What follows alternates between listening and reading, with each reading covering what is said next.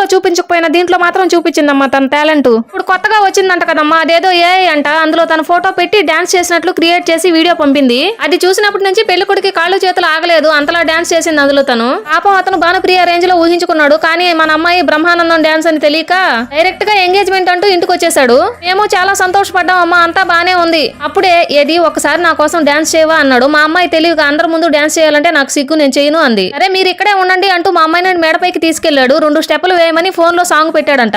మా అమ్మాయి చేసేదేమీ లేక 2 స్టెప్పులు చేసింది. అది చూసి అబ్బాయికి కాలు చెయ్యి అక్కడికక్కడికే మూతి కూడా వంకరగా లాక్కుపోయాయి. అమ్మాయి పెద్దగా కేక వేసింది. వెళ్లి చూస్తే గిలగిలా కొట్టుకుంటున్నాడు.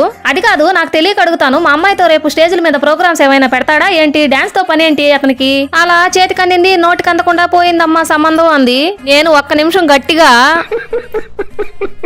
పోనీ మళ్ళీ మీరు ఒకసారి వెళ్లి అడగాల్సింది అన్న. అది అయిందమ్మా, పిల్లని చూస్తేనే పిల్లాడు ఎగిరెగిరి పడుతున్నాడు అంది. వీడియో నచ్చితే లైక్ చేసి మన ఛానల్ ని సబ్స్క్రైబ్